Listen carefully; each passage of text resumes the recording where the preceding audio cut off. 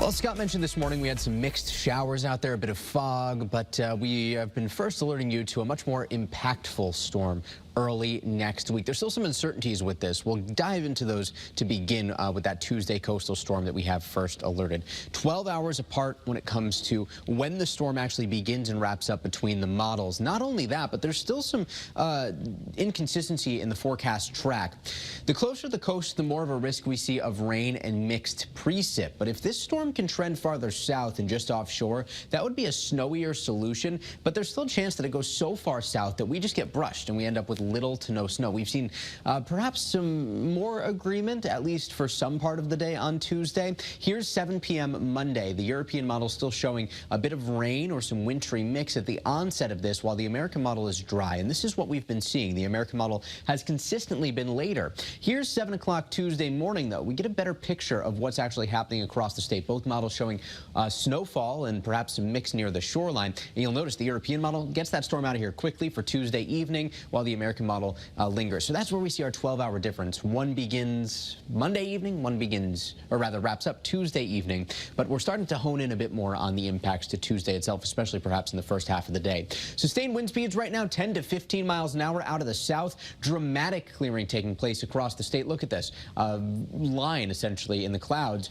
Behind that, all sunshine. The clouds now moving out east over portions of Maine, the Cape, and Boston. Temperatures rising quickly behind that warm front. 49 in Albany, 58 in Syracuse right now, and that milder air is building in. Temps statewide are already in the 40s. Here's a live look in our iCam in stores. We're starting to see a bit more sunshine. The clouds hanging tough right now in eastern Connecticut, but it will be short-lived. We're back to sunshine within the next 45 minutes to an hour. By 3 o'clock, we start to see a little bit more in the way of cloud cover, and then we'll see temperatures fall rather slowly tonight because of that southerly wind, increasing clouds again, and then perhaps some fog with temperatures climbing quickly tomorrow afternoon. Look at this. Inland temps in the upper 50s, unseasonably warm, but likely shy of records, with the risk for some showers, especially after sunset tomorrow. Here's our storm system approaching. A second area of low pressure along that cold front will move through tomorrow evening. We do expect some showers to move in, likely after sunset. Not a washout. No need to cancel plans. We're still dry for Sunday with temperatures still running milder, but not quite as mild as will be.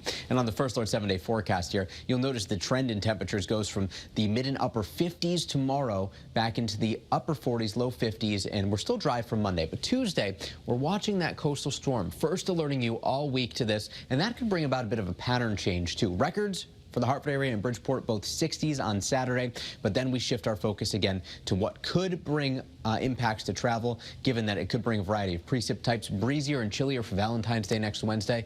And Kara, we keep the breezy and relatively speaking cooler weather around into the end of next week. All right, Mike, thanks.